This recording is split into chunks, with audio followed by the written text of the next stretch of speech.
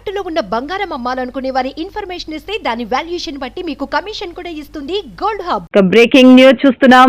యువనేత Secunderabad cantonment MLA Lasya Nanditha road ప్రమాదంలో దుర్మరణం చెందారు. హైదరాబాద్ ఓఆర్ఆర్ పై ఆమె కారు ప్రమాదానికి గురై ప్రాణాలు విడిచారు. ఇటీవల బీఆర్ఎస్ నల్గొండ సభ అనంతరం ప్రమాదానికి గురైన స్వల్ప గాయాలతో బయటపడిన లాస్య నందితను మళ్లీ 10 రోజుల వ్యవధిలోనే మృత్యువు వెంటాడింది.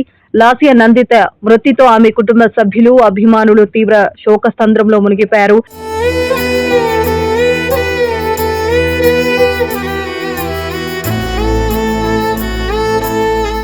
సాయన్న కూతురిగా రాజకీయాల్లోకి అరంగేటం చేసి తనకంటూ ఓ గుర్తింపు తెచ్చుకున్న లాస్య నందిత తక్కువ వయసులోనే ప్రమాదానికి గురి అవ్వడం తీవ్ర విషాదాన్ని నింపుతుంది. ప్రమాదానికి కారణం మితిమీరిన వేగం, నిద్రమత్తే అని తెలుస్తుంది.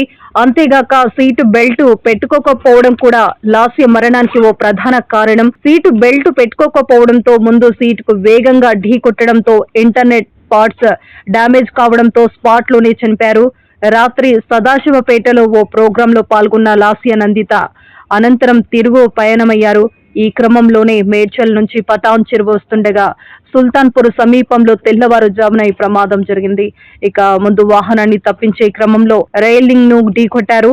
కారు ఆమె పిఏ ఆకాష్ డ్రైవ్ చేస్తున్నాడు. అతడికి తీవ్ర గాయాలు కావడంతో ఆసుపత్రికి తరలించి చికిత్స అందిస్తున్నారు.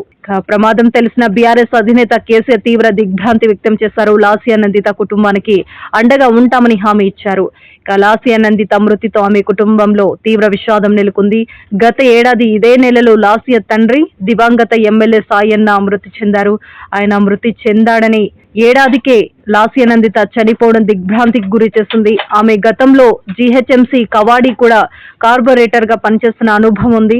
ఇక సాయన్న మరణానికి ముందు నుంచే నందిత నియోజకవర్గ పరిధిలో బీఆర్ఎస్ నాయకులు, కార్యకర్తలు, సాయన్న అభిమానులు, సాధారణ ప్రజానికంతో పరిచయాలు పెంచుకున్నారు. కంటోన్మెంట్ లో పర్యటిస్తూ పార్టీ శ్రేణులు ప్రజలతో మమేకమయ్యారు. తండ్రి మరణం అనంతరం బీఆర్ఎస్ టికెట్ పొంది ఎమ్మెల్యేగా గెలుపొందారు. కానీ ఇంతలోనే ఆమె మృత్యువు వెంటాడింది.